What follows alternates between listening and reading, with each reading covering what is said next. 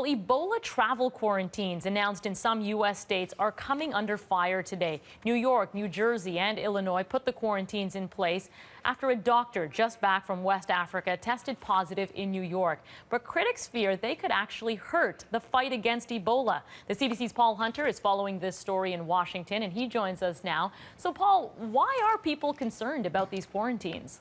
Well, in short, because most sensible, informed people know that not only is quarantine unnecessary in cases when people aren't showing symptoms of Ebola, it's counterproductive in the larger fight against it. Over the weekend, as you noted, 3 states, New York, New Jersey, and Illinois, began imposing mandatory 21-day quarantines for anyone arriving from the affected countries in West Africa who's deemed at risk. And now Florida has ordered mandatory monitoring of people arriving from there. But it's widely known that if you're not suffering symptoms, you are not going to give it to anyone. And, say critics, this thus deflects attention from where it should be on this fight, which is Africa.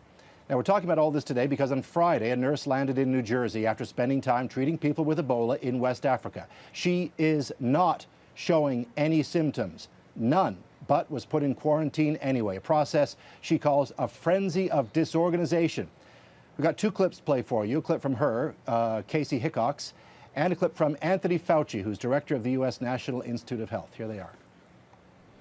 The best way to stop this epidemic is to help the people in West Africa. We do that by sending people over there, not only from the USA, but from other places. We need to treat them, returning people, with respect. Most aid workers come back will not develop Ebola.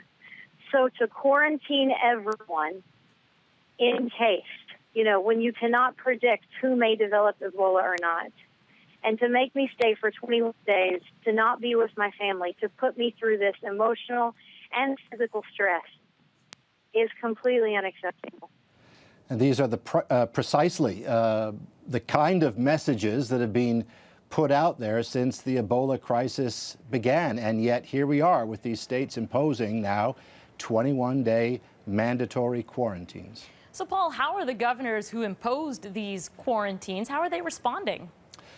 Well, they're sticking to their guns, at least in New Jersey. The governor is Chris Christie, who, by the way, is, and it's worth noting, is presumed to still be eyeing the White House in 2016 and taking a tough stand on how the fight against Ebola is going, even if it's misguided, is seen as one way to attack Barack Obama. So Chris Christie today went on TV to stand by what New Jersey has done. Here's a clip from him. I don't believe when you're dealing with something as serious as this that we can count on a voluntary system. This is government's job. If anything else, the government's job is to protect the safety and health of our citizens.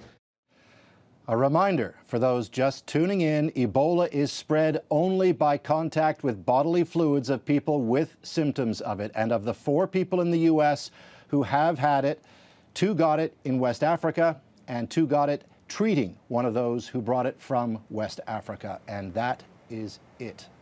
All right, Paul, thank you so much for this. The CBC's Paul Hunter in Washington.